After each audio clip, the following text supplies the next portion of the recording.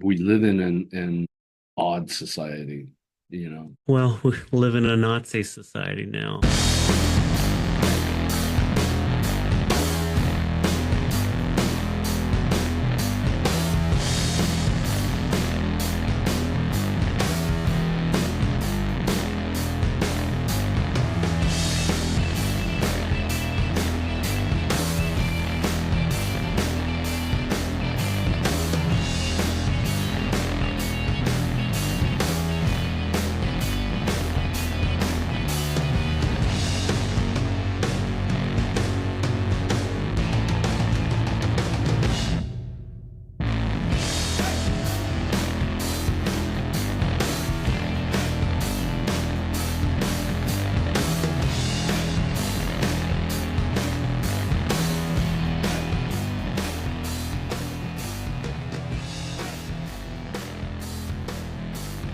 Okay. I'm recording to this computer, so hopefully I've got enough resources to make it work. Because it's getting old. Me too. Yep. Nah, Go seriously. Tom begin. Yeah, Nina and I had taken the dogs out for a walk yesterday. And with the young one, Leia, I still That's like right, to, you got two now. yeah, Leia and Louie. And Leia being, she's rapidly approaching 2 years old. She'll be two in, I think, beginning of June, middle of June. Hmm. And then, so she's still really young and basically a teenager. And so he's older, arthritic, hobbles along, and he gets going as fast as he can, but she likes to run. And so yesterday I'm in actual running shoes and I take off with her just down the block. And I'm like super careful because there's all sorts of trees. So the sidewalk is uneven in certain areas. And I just went up and I completely cleared everything. And just as my right foot came down, I feel something all the way up behind my shoulder blade just go, no. Oh, I'm like, what the fuck? Just running here, jolt down was enough to good God, I'm getting yeah. old. Yeah. I wish I had a similar story, but I've hurt this arm just from sleeping on my side. Like I've lost mobility in my shoulder just I from sleeping on my side. Joe, I think one day, about 3 years ago, 2.5, 3 years ago, same exact thing happened to me. And I think I actually tore my rotator cuff sleeping because exactly what you're saying. It was like I went to bed, I was fine. I woke up and my arm had the most searing pain right in my shoulder cap. And I'm like, that's not good. What's this? And then I went to, clean out the dishwasher and I could not take three dinner plates and pick them up and put them on the bottom shelf, which is eye level, Yeah. if a little bit lower than eye level. My arm was like, screw you, dude. Yeah. Yeah. So The joys of aging. If we had a different like food system and different healthcare system, it probably would be a little different. absolutely. Absolutely. It all is interconnected. We live in an odd society, you know. Well, we I live in a Nazi society now. yeah, Not to there's not that. to There's bring a it down, but that's where I'm no, at. no, no, but it's interesting though. A great movie just dropped on Netflix, Nuremberg with Remy Malek and Russell Crowe. And Nina and I had watched a documentary on Nuremberg not too long ago. But what was interesting about this is I'm not going to ruin anything for you because, it's history. It already Mhm. happened. It's real world events. The psychiatrist who was initially tasked with cracking all 22 of the Nazis that were being put on trial for the first Nuremberg trial winds up killing himself in 1958. It was this thing where in 1955 he goes on the radio promoting his book ostensibly, and they're like talking to him and like, what's your point, doctor? And he goes, everybody wants to know what make Hermann Goering so different, the Nazis so different from us. The thing is nothing. Mhm. Nothing. That's the difference between us. There's people all over America who would do the exact same thing right now if given the Well, opportunity. They fucking learned it from America. They sent Nazi scientists over, lawyers and politicians over to America to study our Jim Crow laws and the oppression of black people in the South. And they thought, this is a perfect system. This is what we're going to do. And it was interesting, and the takeaway, and Ian and I were discussing it, and she was asking why did he commit suicide, and I said, well, my take on it is it's almost the Cassandra effect, of go back to your Greek mythology. Cassandra's deemed to be crazy, but she keeps screaming and telling everybody the truth about what's happening, and everybody just thinks she's babbling. And it goes, the character appears again in Roman history and all throughout history. Nostradamus could be considered a Cassandra, in certain respects. But this guy, Dr. Kelly, he's like, no, seriously, do you not see it? Sorry, that's too close to Nazi. Do you not see it? Do you not see that humans have that capacity to be led to that place? Yeah. If enough people are sort of placed in charge, and enough people are willingly complicit to look the other way at the highest levels. Because then it becomes easy to bully everybody at the lower levels, which is the SA and the SS and the Gestapo eventually. That's the difference. Thank God he does not have like the SA, the brown shirts. I mean, that's what freaking ICE is. I know, but ICE they're skirting that line pretty hard. Absolutely, 100%, and it's why you're a fan of the Claypool Lennon delirium, right? Of what? It's Les Claypool and Sean Lennon's project together. Oh yeah. The Lennon Claypool delirium. They have a new song out called WAP, which is absolutely, what is it, Cardi B or Megan Thee Stallion's song.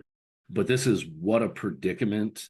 And in it, they basically talk about like, holy shit, dude, this is the life we find ourselves in now, right? And yeah, people are willingly doing these things. ICE is sort of the SA, you're right, in a respect, except there's been pushback from the people, like it's happening in Minnesota, but people in Indiana are pissed off about it. People in Florida are pissed off about it. People in, Washington State are pissed off about what they're doing, not to mention all the other cities that it's already happened in. Right. It just so happened that Minnesota is where ICE really decided to escalate it and test the boundaries, or at least two individuals associated with ICE. Yeah. I don't know if it's because it's too large, but I don't feel like LA got as much coverage when ICE and the National Guard took over as Minneapolis did. But I want to give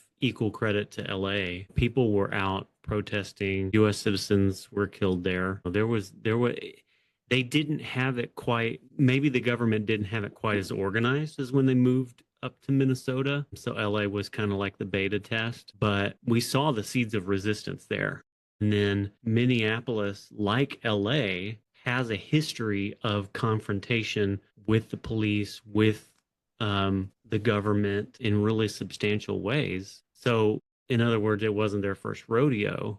Neither of those cities, but I don't know what it is. Maybe it was just the organization and the time that they took to sort of try out some things on different places before they sort of perfected it. And now you notice they're still moving all over the country. They still have billions of dollars at their disposal. They're buying up warehouse properties and creating facilities in almost every state. So it's almost like they've kind of crawled back under the rocks to do their dirty deeds in the dark now.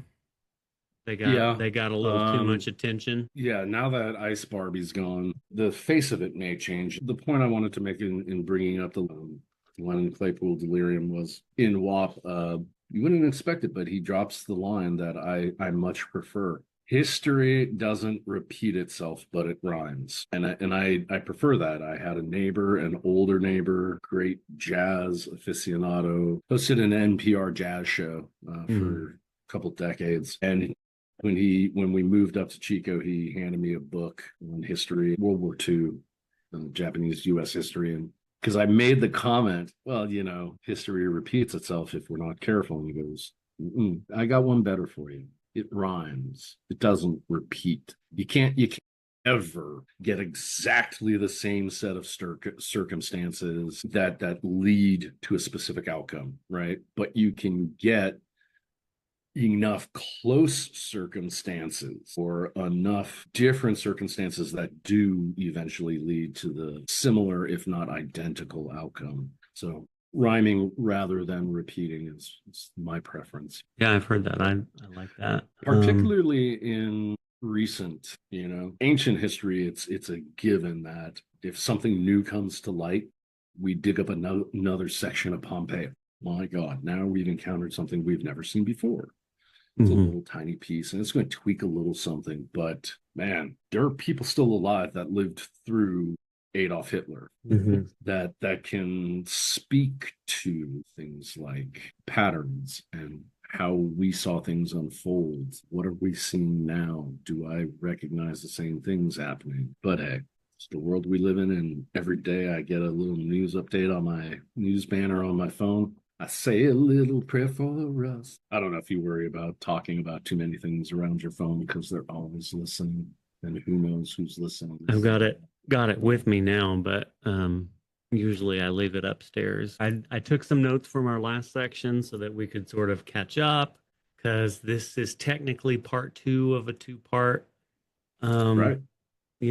Episode. So I wanted to be on track, but then I knew we were going to get into politics because that's just where I'm at right now. And then you're talking about archaeology and history, and that made me think of the labyrinth in Egypt, that was described by Herodotus. I'm all over Substack right now. I don't do social media, but I started a Substack so that I could write and then post my podcasts and stuff like that. But I'm following all these amazing, like, independent journalists and public theologians, feminist theologians, and indigenous theologians, and just the content is there's so much quality content. That's how I spend my time, is reading, people's dissertations on Substack. But I was reading, in addition to theology and politics, I've been reading about non sequitur stuff, non-human intelligence, UAPs, archaeology debates and discoveries. And I was reading an article about the Egyptian labyrinth, and they've done so many studies, as many studies as they can without digging. And there's an organization that is trying to get permission to dig because they've identified where it is and it fits the description. But the only data that they have is like sonar and ground scans and stuff like that. But Egypt won't let them. GPS ground penetrating. Yeah. But Egypt won't let them dig. And so there's, obviously there's like conspiracy theories about why that is and things like that. But it's so compelling to read about it because of that reason that you mentioned, like the discoveries that we make that, could be the tiniest thing, but it shifts our understanding in profound ways. And we're able to, another article that I read was about Neanderthal DNA and how nearly every person living today has some trace amount of Neanderthal DNA. They know this now. They had theorized about it, but now that they know it, it confirms like mating patterns, and it confirms the intermingling of human with Neanderthal. And because of the way that the chromosomes provide the DNA, and they're able to trace that back, like it gives them details about how those pairings happened. And it's primarily female humans that were selective in their mating, and for whatever reason that included Neanderthal men. So I read that while I was high, so I went on a whole trip, and I've got like an explanation that I'm not ready to share yet. I was like, oh, this is fantastic, and I was weaving it into my understanding of like the Genesis story in the Hebrew scriptures, and it made a lot of sense to me while I was high. Here's something like totally funny for you. Or not funny. Coincidence. I don't think there's coincidence. I got a friend that's like the only reason we call it coincidence is because we don't want to believe that no, there could be an actual tenuous thread that is actually connecting it. Da, da, da, da. Anyway, this past like let's call it a 5 to 6 day period. Nina and I watched like 5 movies that were just fucking awesome. And one of them, brand new, also on, I believe, Netflix, in the blink of an eye. It's 3 different eras connected through a through line. One is 45,000 years BC, one is present day, and one is, like, oh, I don't know, 300, 400 years into the future or whatever, and specifically deals with what you were just talking about. And it was a phenomenal movie. Yeah, I remember And I the could not trailer for recommend. that. I'll tell you this, when I watch movies, for it as entertainment in the respect of I almost never go into something thinking I really want to think deeply about this subject, particularly if it's a fictional movie. You know what I Hmm. mean? Such as this. But I admit some movies absolutely make you think no matter if you want to or not. And other movies you can bob along and just be entertained. This was one that I'm always just hoping to be entertained. That's it. Am I entertained? Did it make me feel something? Did it make me think a little bit about something? Cool. I'm entertained. That's money well spent for me watching a movie. This one had me thinking completely throughout the entire film and afterwards, still turning it over in my brain a little bit. As I was saying, I'm not huge on the film's thing for dissection, which is one of the reasons, with Refugee and Seven Song Salon, when it was movie time, I was a little hesitant, but Hmm. I saw several movies this weekend that would have been like, yes, we're doing that. So you may be watching in the blink of an eye in the next few weeks here or Yeah, months. yeah, I might check that out. There's a lot of things that I'm trying to get caught up on. I try to watch things together with Candace. She starts Mm. rewatching a show that she loves that she's already seen all the way through like 16 times.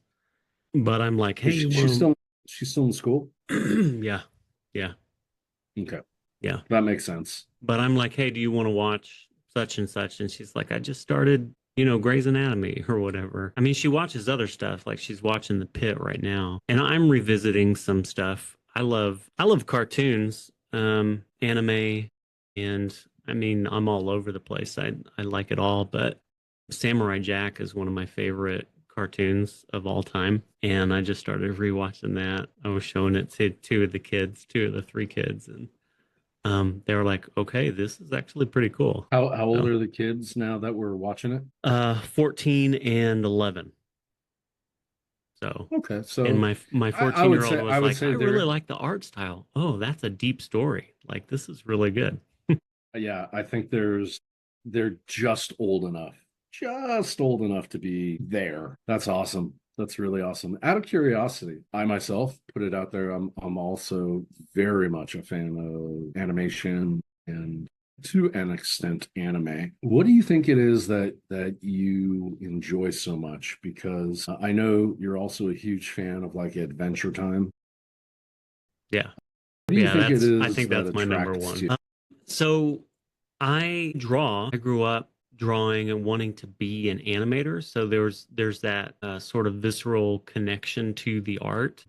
Comics. I still have all of my comics. I still read them. I've got a stack right here underneath my computer of stuff that we bought a few weekends ago. So I love the medium, and part of the reason is, or maybe the main reason is because of how I guess it comes down to play. So I like to play, and I mean that like intellectually and physically, but like intellectually speaking, when you're playing with concepts, when you're turning, the diamond and looking at something through all of the facets, there's so many different interesting things that come out of that. In animation, you have a collaboration between multiple artists and multiple writers, putting something out that is cohesive, not just in terms of the story, but like the integrity of the art, like they're trying something and they're sticking with it or they're learning as they go, but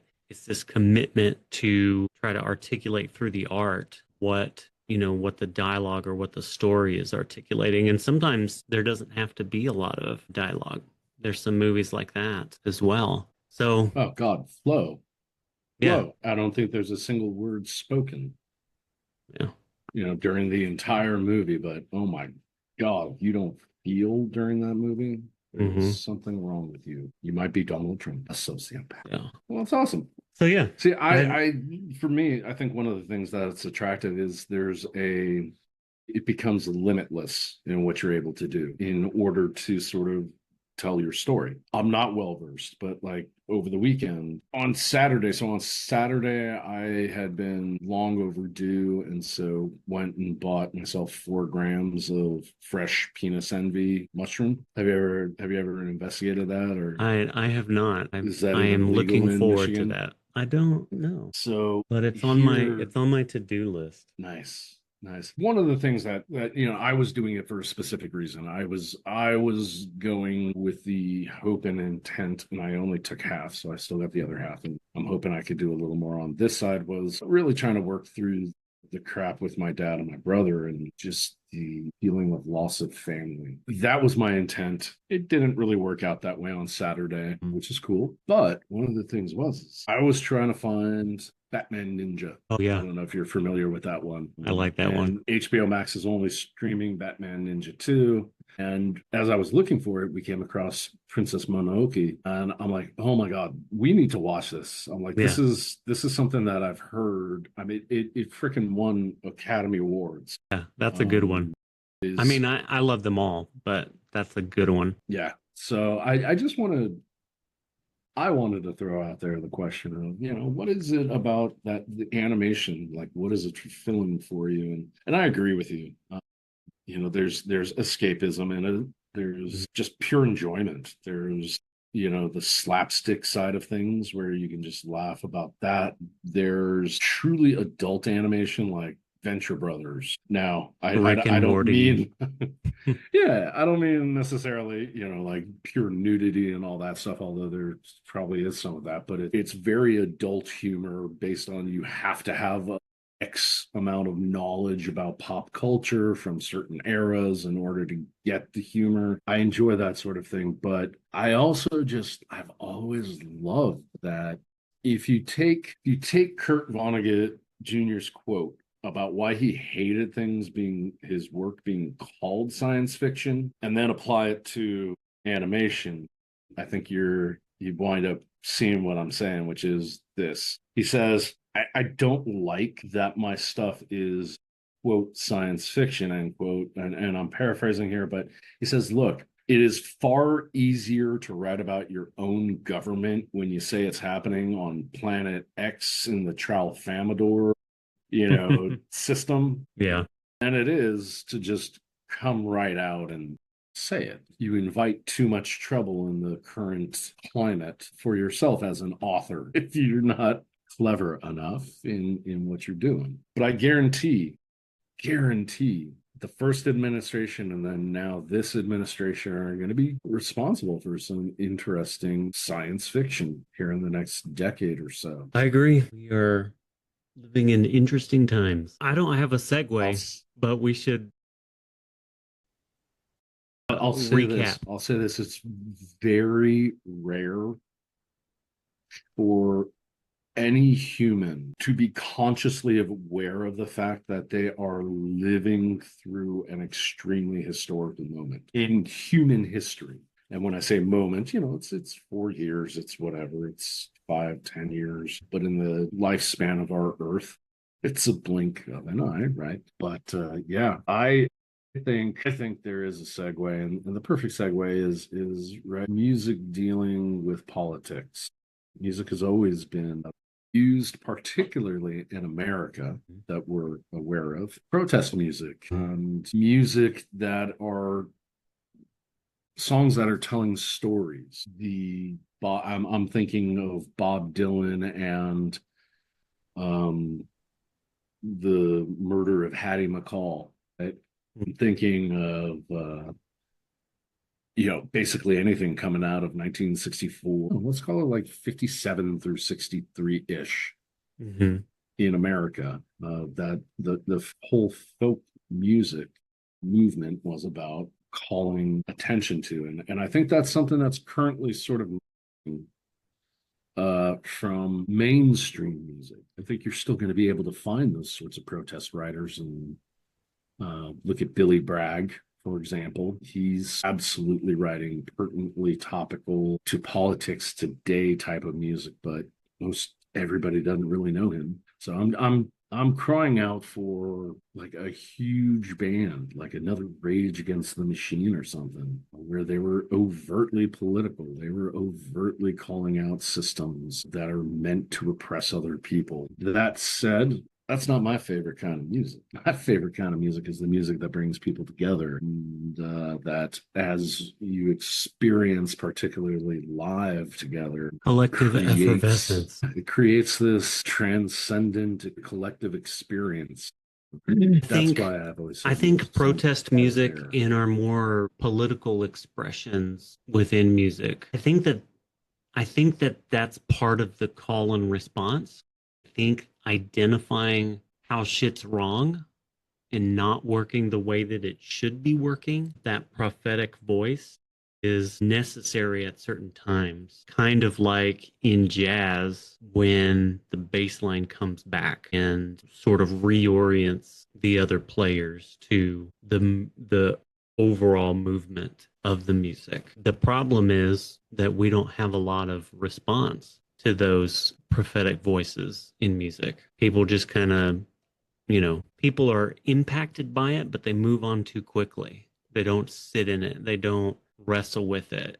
And that doesn't motivate them to actually get up and do something. Because that's the hard part. Recognizing that something is wrong is just part of it. That's the easy part. The hard part is actually deciding to do something about it. And for Do you most think people, that happens when it affects them, which is inevitably almost always too late. Yes. Do you think our society collectively suffers from some form of either ADD or ADHD, and therefore that's why we're not able to maintain focus on an issue long enough to give the response to the call? Yeah, I think it's part of that, but the way that I'm deconstructing different ideas right now, especially with all of the political content that I'm consuming and the theology, I really think it points to systems that are working the way that they are designed to work, but those systems need to go away. They need to be Yeah. destroyed. Specifically in regard to this topic, like algorithms. You think about the people that control the way that the content is delivered to us. Not only is it designed to get a very real physiological response from you, they have scientists that study the body's reactions and chemicals and endorphins and things like that, and they designed the algorithm to feed you content that makes you react the way that they want you to react so that you're captive. So not only does it do that, but it does that in service to an ideology or to a structure that is what they want it to be. So we are made to be compliant. We are manipulated into compliance to somebody else's end goal. We are colonized by the content that is delivered to us through these mechanisms. And when you don't realize that, it's hard to get out of it. Absolutely. Absolutely. I mean, we have a It lot to learn from indigenous and black and brown communities who have survived through colonization with their spirits and their culture still intact. We have a lot to learn from that. But like so many other things, that's the beta test. Capitalism was always going to enslave all of us. Patriarchy was always going to do a disservice to all of us. So it's functioning the way that it's supposed to function. It's just that now it's functioning in the lives of people who thought that they were immune to it. They thought that they were the ones that were controlling it, or they thought that they were the ones that were in charge. And that's not how it works. That's not how it's ever worked. So is capitalism in the form of social media, is that the modern Frankenstein's monster? Tease that out for me. That's an interesting question. But let's tease that out. Well, if we think about the story of Frankenstein Which and I love. Frankenstein's monster, Frankenstein, Dr. Frankenstein, sorry, I love him. He believes he has grasp over science and nature and can control human nature even, or has this, maybe the massive fatal character flaw for Dr. Frankenstein is he doesn't realize humans are not controllable as he thinks. Right. A little too much chaos within it in that system. And I guess what my question is really about is you have people who, well-meaning, I want to draw communities of people together. I want people to be able to engage in meaningful discourse, 140 something characters at a time. Right. And you're talking about users and content creators, though. But no, because I'm talking about the fact that, you know, Frankenstein's monster breaks free and is immediately out of its creator's control. And original intent gets tossed by the wayside almost immediately with almost every sort of invention. Like, what did I intend for this to be used for? That. But can it also be used for that? Well, no, but I meant for it to be that. But can it also be used for? Well, no, we're going to prove it can also be used for. And that's where things kind of start going wrong, because no inventor or creator ever, well, unless you're like malevolent at heart, nobody really wants to believe that the thing that they've poured so much passion and time into creating could somehow also go wrong, right? I'll give you a flip side. From one of my all-time favorite movies, okay? Brain Candy from Kids in the Hall. It's all about, came out in the mid-90s. It's about medications that are supposed to help our mental health, but at what cost, right? So that's the central question of that movie. But there's this great scene where all the different folks working on projects for the pharmaceutical company have to come in and sort of explain what they're working on and defend it. And this one guy, he's the fucking guy who, he's like, I'm doing exactly what I want to do, and you don't get it. He's like, so what are you working on there, Dr. Smith? Well, what I'm working on is a pill that gives worms to ex-girlfriends. All right. Could it also be used to give worms to ex-boyfriends? You people don't get it. It's a pill that gives worms to ex-girlfriends. And he just won't get off the fact that it's for girlfriends. It's like, no, dude, come on. You're creating a pill that can give worms to people. Let's not. It could be a wife. It could be your sister. It could be your mother. It could go fucking horribly wrong. But some creators can never believe. They can't tilt their head that 15 degrees to the side and look at it from a different direction and go, Big Bang Theory addressed this, right? Towards the end with their gyroscopic guidance system or whatever. And they're all like, no, it's for satellite uses. But could the military be interested? No. Why would they be interested? Who starts getting most interested? It's the military. So that's kind of my point is if we look at social media platforms, MySpace, Facebook, Twitter, those are like the first big three. MySpace is, I guess, enjoying some sort of a resurgence because it's never really changed. It's the same thing it was always intended to be, right? We all flocked away from it. We flocked to it and then flocked away from it, went to Facebook. Then Facebook was like, You're selling my information. What? Now you're not fucking taking responsibility for curating your content and checking it for veracity? And it's got to do with world politics and shit like that. Fuck. Okay, well, you're screwed. Twitter's the last bastion. We can all say what the fuck we want, and it's a generally positive place. No, Elon Musk, fuck you.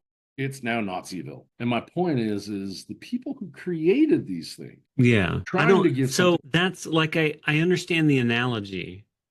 And I think it's interesting on a couple of different levels. I would say that the users and the content creators are more like Frankenstein's monster. And then now with the dawn of AI and the closer we get to the singularity, that the AI bots are like Frankenstein's monster. Because while I'm willing to grant that the creators of Twitter, certainly the creators of MySpace, could have had good intentions, I don't think Zuckerberg did. I don't think he ever did. And No, I he was don't believe basically that hot or Elon not. Musk, yeah, I don't believe that Elon Musk ever had good intentions either. And that's where it gets tricky. That's where the analogy starts to sort of fall apart, is because you have, I mean, not entirely, because they are like Dr. Frankenstein in their hubris and their control over, the system. I guess I'm just a little more cynical about whether or not those tools can be used for good.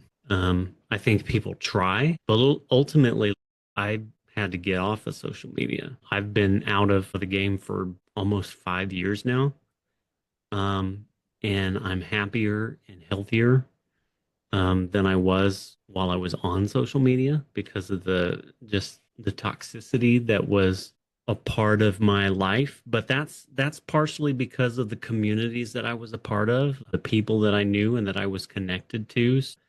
I don't know. It's an interesting question. I'll be thinking about that for a while. And I don't mean to imply that I'm absolutely of it. It truly was just a question. Is I mean, like, wow, I Yeah. hadn't thought of it that way before. But yeah, I mean, is it possible to have really good intentions today with our technology, and almost the moment it's released, somebody finds some not the way you intended it to be used use? Somebody makes it a weird sex thing. Yeah, exactly. No, so having been in information technology for 15 years, I don't hate technology. I'm intrigued by it. I kind of geek out about it sometimes, but the problem is right now that all of the power is in the hands of the oligarchy. It's the wealthy businessman who controls the output and the framework that has established the sort of digital economy that we're a part of. And it's the same argument about capitalism. The age-old question of whether or not the merit of the system could be realized if enough people would just anyway. But that I think is the question, and I'm just a little more cynical about the answer. I think that a lot of these systems that were built around us that we don't have any control over, they just need to burn and fall apart, and we need to build something new and better in their place. And we have the ability to do that. Something that you said earlier made me think of another article that I had about the moment in time that we are a part of right now. We're part of a convergence where we have access to information, we have access to people and cultures and ideas at a rate at which we've never had access to those things. We have the ability to unite across time and space to actually make our world a better place. But the tipping point is the problem. There have to be enough people. There has to be a broad enough social consciousness that drives the endeavor. And we're just not there yet. There's too many people that are just trapped in the system, victims of the algorithm, who aren't willing to engage the fact that they are trapped. Well, I hear you and I agree. I don't know if I ever shared it with Seven Song Salon, but there's a song that I think is extremely pertinent to literally the conversation we're having at this exact moment. And that is Paradise Engineering by Yacht. And there's a line in it where it says, she, by the way, the vocalist is an astrophysicist, like true doctor, JPL level physicist, astrophysicist. And she goes, the last unpleasant human experience will be a precisely datable event. And if you get into the lyrics, she starts talking about how once we all collectively make that determination to end unhappiness and misery, first it starts up here in our brains, in our dreams, then it becomes part of our will, then we manifest it and it becomes part of reality. Give that song a listen. I think you'll find it intriguing, as maybe our listeners will. But I'm always concerned. I'm always concerned that human nature has too much experience behind it of being tribal or tribalistic, and mine, I want, I need, mine, you have, basic land, territory, resources bullshit, where we would rather wipe somebody out than try to find a way to work with them to mutual advantage. See, I want to push back just a little bit. I think if you look at indigenous communities and indigenous writing, like the Hebrew Old Testament, that tells the story of our development as a human species, it's when we have those tribes, those interconnected tribes that are dependent on each other, that cooperate with each other. That's when we have something close to workable. Obviously, it's still problematic in the stories that we have, but it's when tribes go into the cities. It's when the tribes are captured. It's when people are forced together under a ruler, under a civilization, that us-them dichotomy starts to take over. And it's usually, again, it's the people with power, the people with wealth, who force that ideology onto their subjects under the guise of, say, protection or identity, ideological things that they can offer that are actually the opposite of the society that they're creating, because the society that they're creating is about silos and hoarding grain and wealth and power for themselves, whereas the tribe functioned like an extended family. There were people, I mean, obviously the stories that we have in Christian tradition or in the Jewish tradition, Muslim tradition, like these are patriarchal structures. So the head of the Judaism family is matriarchal. I'm sorry. Yeah. Or Misspoke. matriarch. That's true. But that's the structure that we have. So that's, the men are the head of the family, and that is problematic in and of itself, and maybe arguably sort of leads to the civilization dichotomy and kings and, lords and serfs and in that kind of me, you, us, them dichotomy. I think part of what you're talking about right now, and I don't mind doing this as a Roman historian, point right back to the law, the codification of paterfamilias, the right of the head of the family to do whatever is necessary for the family. And that means up into including murdering a son, a daughter, a wife because of a social wrong. That shit still goes on today. It is now under the term honor killings, largely among Islamic communities. I'm not suggesting all by any means, but when we traditionally do hear in the newspaper today about someone, a female, more often than not, being murdered by her own family for dishonoring the family name, it still goes back to Islam, which tends to have tended to have not evolved beyond those types of laws, because why evolve if it's always worked? Well,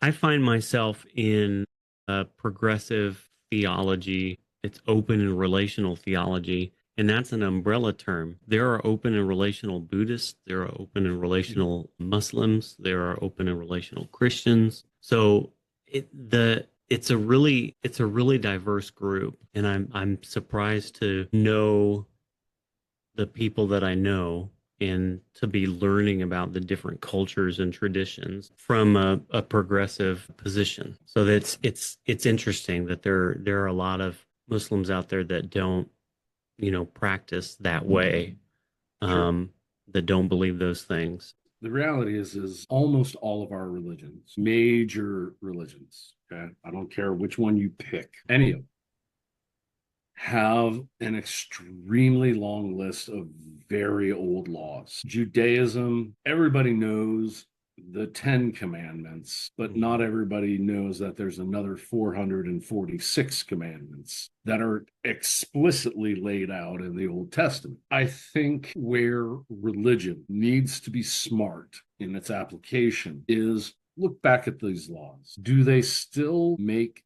sense? It's like, Joe, let's talk IT. Are we still doing this way because it's how we've always done it? Or is there a better, more efficient way we can do it? Right? Yeah. Now, I mean, you speak about religion, let's not talk about better, more efficient, but looking back at things like, okay, pork and kosher. Why was pork considered non-kosher? Because it rolled around in mud and its own shit and would eat almost anything. They didn't understand that pigs tend to actually be some of the most clean animals, et cetera, et cetera. It's not, it's no longer do we need the commandment to be fruitful and multiply. Guess what? We're doing all right. I mean, God, whether he meant to or not, what were we talking about earlier? Invent anything, and within 24 hours of release, there's some weird sex thing out. That's a reference to shoot, what was it? The Daniel Radcliffe, Steve Buscemi, shoot. Steve Buscemi played God and Daniel Radcliffe was one of the angels. Okay, yeah. And they Okay, had so there was an I know the episode show. where they were like watching in real time, like an inventor create something, and then there was a timer in the background. It was like, so much time until this turns into a weird sex object or something like that. And so they're Right. watching in real time. They're like, "Oh, he did it! He created the," and it's a weird sex thing. That's humans in a nutshell, though, right? I mean, we're base animals. No matter how much we care to paint ourselves as highfalutin, serious, deep thinkers about existential issues and all the wonderful science and research we've done into, extending our knowledge of space and things surrounding us, that's like 0.002% of humanity that's doing that shit. The rest of them are fucking monkeys or wrestling alligators or, doing who knows what else. One of the Nina and I's favorite in jokes when we do go to Target together Hmm. is I think your local Target should have it too, but when you walk in, there's often like a tchotchke section that's like seasonal. Yeah. It's spring. Here's the little fuzzy rabbit things or whatever. And oftentimes there's, like glass sort of, objects to art, functional things as well. Well, Nina and I caught on Instagram couple of years ago, hi, I'm an emergency room nurse. Yeah. And basically, don't. Yeah. Yeah. I've seen No. those. There's a whole subreddit. Don't put your So, dick in that. okay, don't put your dick in that. Okay. So this is really more of the don't put it in your ass variety. Right. Right. And so Nina and I, even when I go in by myself, I will pick up my phone, I will snap a photo of something and just be like, no. Why? Because that's human beings. We are as base as we are elevated. It's one of the reasons that one of my That's a whole nother episode right there. yeah, The animal instincts of the human. Excuse me. I it's mean, 11:45 there. I think that's a real-time struggle. Think that humanity, that being human is aspirational. I don't think that we're human beings. I think that we're human becoming, because it's when we embrace diversity and equity and inclusion and integrate and learn what it means to be a part of a community, to be interdependent with other people, that we are becoming more fully human. Empathy is not the bad thing. That's the goal.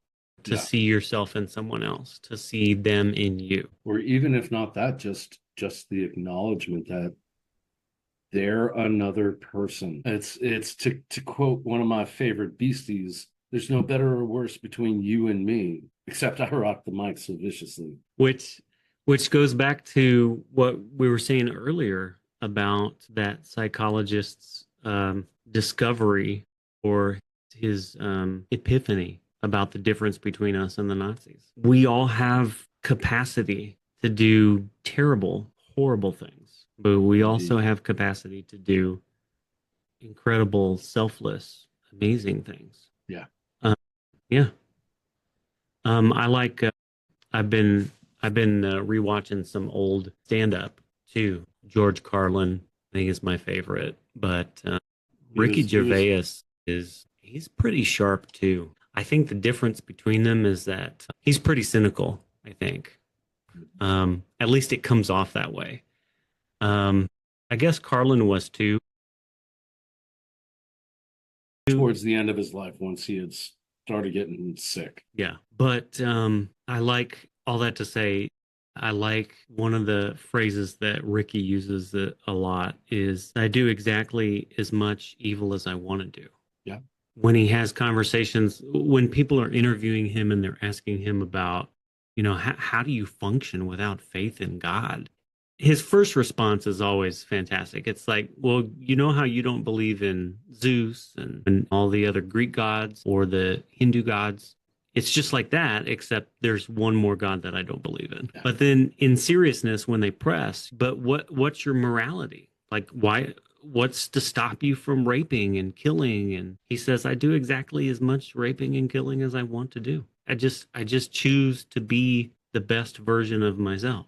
I think religion helps us get there. At least I'm wrestling with that. I have been for years and years. I'm not comfortable calling myself a Christian, but I'm not comfortable being completely untethered to something. There's still a deep ache. I still feel compelled to think about these things and to explore these things and to figure out like the resources out there for somebody to be the best versions of themselves. What are the tools that we have at our disposal to do those things? And some of that is ritual. Some of that is prayer and fasting. Some of that is meditation. But also some of that is ancient and inexplicable. The attraction to story, the desire for play, the spiritual experience of music, and how that forms bonds and builds communities. How's that for a transition? So that was one of the things that we talked about in our first conversation for this theology high five idea. We talked about trauma survival. We talked about continuing education. We talked about your transition from the Jewish faith to an Eastern Taoist-centered philosophy. But we really spent a lot of time talking about community in the different ways that we experience that. And obviously, for you and I being part of a group like Seven Song Salon, I've explained it in previous podcasts, so go back and listen. But simply put, it's a group of guys that came together because of the invitation of one or two people. And we started off listening to music, and then that evolved into talking about our lives and then sharing our lives with each other. The group is evolving. It's changing into something different now because some people had to move on. But it's been a part of our lives. It's been a part of our ritual and framework of our community experience for about 5 years. Yeah. 5-6 years. Exactly. So music is something that's important to all of us who experience that group. I think there's something about music. There's something primordial about music that everybody can experience. And there's a few groups or a few individuals that exist within that sort of phenomenon, and have done incredible things. Well, one of those groups you did a report on. You did your dissertation on. Yeah, correction. It was a keystone paper Oh, okay. for my history degree. Hmm. And it was the Grateful Dead. And my examination was how they moved from hippies to basically consumerist capitalists, but still at the same time maintaining the core ethos. How did they navigate that? I think the most interesting thing about the band in the context of this conversation, and I'd like to digress for just one moment. In a blink of an eye, in that story, 45,000 years, there is a tender moment of, or trepidatious moment, if you will. Will these be accepted into this group? And the one thing that is the trigger is these man figured out how to make a little pipe, little 3-4 note pipe out of bone, and while they are eating, he starts playing it. They stop and are freaked out by it, and it's music. It's the earliest rudiments of music. And what I wanted to say is the next thing that comes is rhythm on the floor. It has been around since earliest man because it's the most constant rhythm, right? So for me, what the Grateful Dead represent, and bands that came after them, jam bands in particular, but not always, those types of bands tend to gather entire communities around them, either by design, like the Grateful Dead, where they were all about in San Francisco affecting a hippie lifestyle, which was less dependent upon normal paths within society for earning livings. Hence, you get the diggers, etc., who are giving out free food, like Peter Coyote, Wavy Gravy, don't eat the brown acid. That's one aspect of it, the Grateful Dead. But then a completely separate thing from that is what happened after they 60s ended and that ended, and why did the Grateful Dead continue? Well, the Grateful Dead had continued because they built community. They presented something that was so interesting to everybody that they wanted to attend the concert. And when they attended the concert, because they were so rooted in an absolute psychedelic experience, right? I mean, you dive into them and it's all about the acid test, which was about testing your mental capacity, and in turn, your relationship to other human beings in society. And they were the house band doing their thing. And so it became for them and the band, and I think this is where we expand to any band that stands and performs in front of other human beings in a live setting, you are inviting connection, not only a connection, but a free exchange of energy between the two parties. And when everything gets humming just right, when the stars align, if you will, when the room gets warm enough and the people get just drunk enough or completely 100% sober, but have just reached that fever pitch because the music is getting there and building and building and sucking them in, there is a transcendence. There is this, we are all here experiencing this in this moment, and that's ours. It's our community. Think of it this way: we're here, you're not, right? I mean, that's I don't like the negativism of that point of view, but it is something that people can say is like, no, no, no, I was there, I experienced it. I'm sorry you didn't, but oh my God, there was a moment where blank hit a note or blank sang, and the goosebump. Even just saying that, I start to get a little bit of the goosebumps because it's this idea of you're all experiencing this moment together, and nothing exists outside of that moment. I think humans have this absolute struggle. There are three places in time we can be, and they're deeply related to our mental health. We can be living in the past, we can be living in the future, or we can be present. Only when we are fully present are human beings, and this is my belief, able to fully function at a healthy level. Because if we're staring too far into the back, we're spending too much time looking back, we're not only missing everything that is happening, we're also not thinking about the future. But if we're spending too much time thinking about the future, we're preparing ourselves for anxiety and a never ending, what's going to happen? How do I fix this? How do I plan for that? What path am I going to take? But if we're able to just maintain in the present, here in the present, this is my situation because of my past. This is my future that I would like to get to, but here I am in the present. Let me enjoy the relationships that I have. Let me enjoy the sunshine. Let me enjoy this meal. Let me enjoy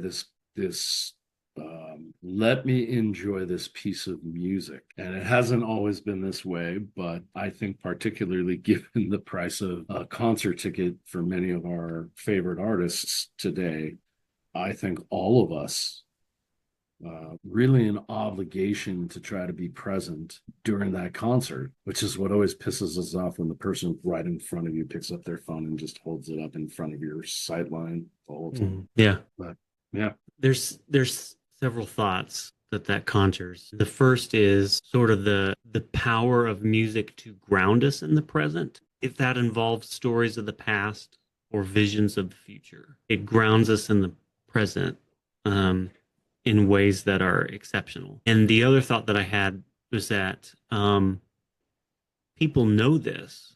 People know of this power and have tried to wield it and have wielded it.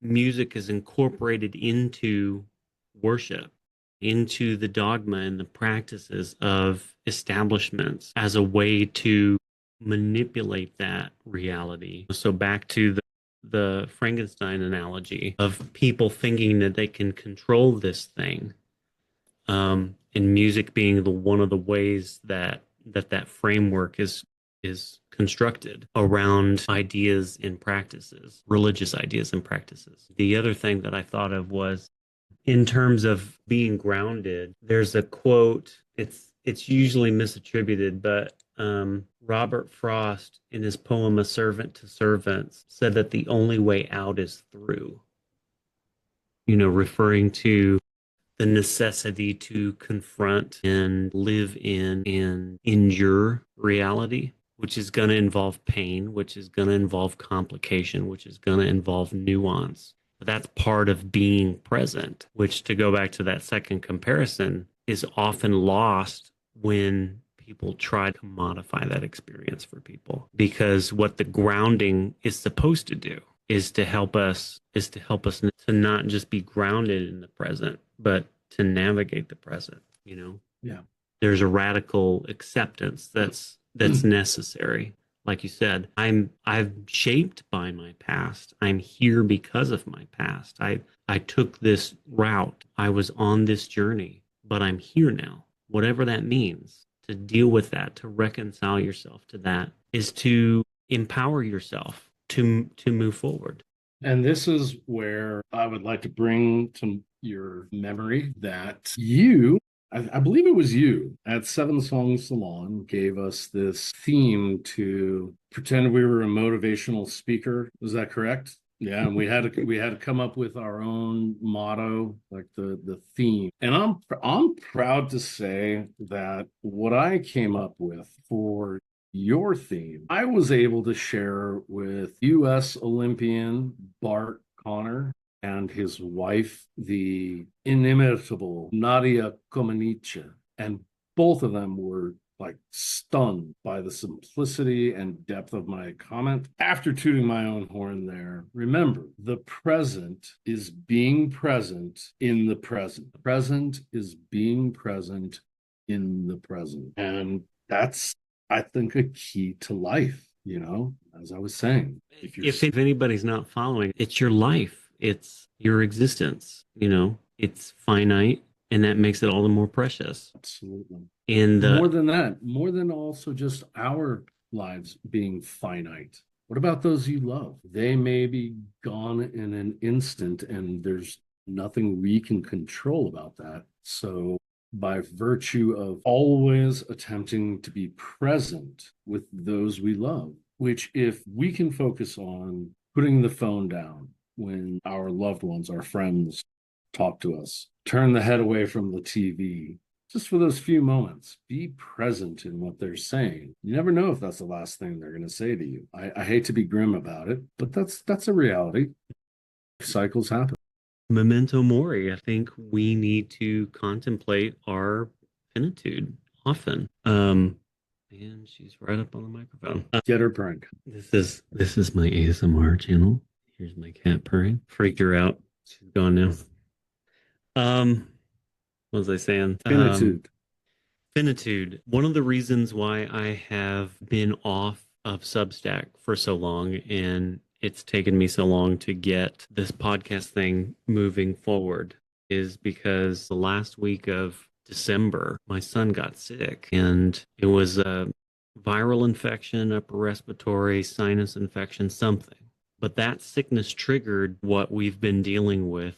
He's had all kinds of tests, and we finally got some blood tests that suggested that the results were consistent with Crohn's disease. So I've been pushing back and forth with his primary care physician, trying to get us into a GI to get this checked out. We need a diagnosis because we need a plan for how to move forward. He is in pain every day. Right? Yeah. Crohn's is manageable these days. It's manageable, but if it is Crohn's, there's high risk of surgery to your GI tract within the first year. There's susceptibility to cancer because the medication basically compromises your immune system. You have to disable your immune system because it's literally attacking you. So there's all kind of questions that we have, and we need answers. We need a plan. And whether it's Crohn's or it's some other IBD, he is in pain constantly. He has been home from school for over 2 months.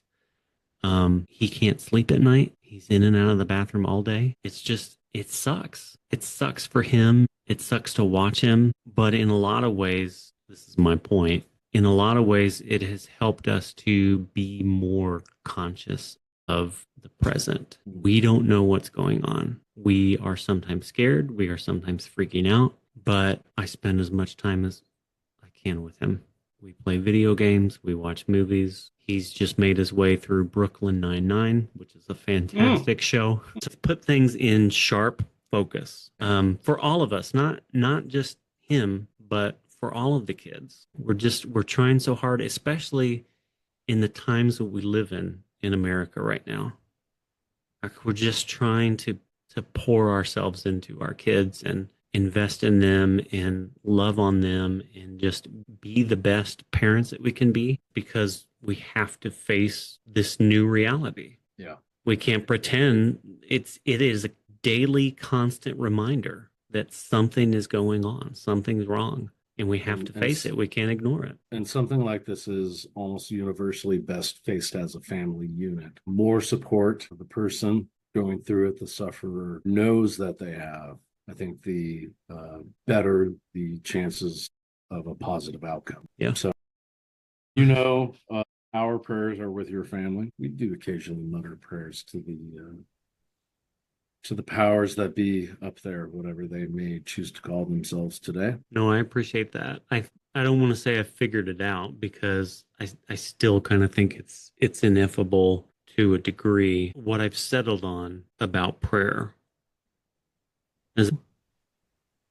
is about connecting to other people. Being present means being in solidarity with other people. So I appreciate that. And again, for the record, for the benefit of your listeners, you and I have never met in person, and yet you are as much a brother to me as some of the people I consider my closest brothers and friends.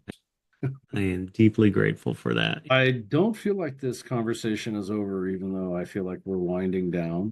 I feel like we've hit on extremely important topics here, but I feel like there's a heck of a lot more that we wanted, or at least I want to, and I hope you'd be into, about diving into more sort of that communal uplifting through music. Yeah, we need to talk more about it. Nice. Yeah, let's keep talking about the Grateful Dead because we haven't exhausted that topic yet. Because I do want to get into your paper. I read that. I enjoyed it immensely. There's some Well, themes thank there you. that I think would be fun to address. I Yeah. felt like a bittersweet kind of reflection in it. And maybe that was just me reading it, but maybe it was also how you were reflecting on some of those realities that you were discussing. So I I think don't there's a lot think to dig you're in there. I don't think you're wrong with either of those statements. Yeah. And I think particularly more so given the recent passing of Bobby, one of the two one remaining founding members Mhm. of the Grateful Dead. Mickey Hart, absolutely a member of the Grateful Dead, was not a founding member ever, joined later. So Mhm. uh, he deserves due credit because he's been in there a hell of a long time, Yeah. and is still alive. But Yeah. Some people younger than me might think that Jack Johnson is a member of the Grateful Dead. we should dive into that. Yeah, no, the legacy is definitely something that I want to talk about as well. Because that's part of the fingerprints of the community that they created. And Yeah, that's a characteristic of community that is interesting to explore. How do they evolve? How do they exist beyond their creation? yeah. Yeah. Anyway, I'll let you go. Brother, it was wonderful spending some time with you. Yeah, Always great to see you. Thinking the best for your family. Give my best to them. I will. Thanks. All right, buddy. Be well.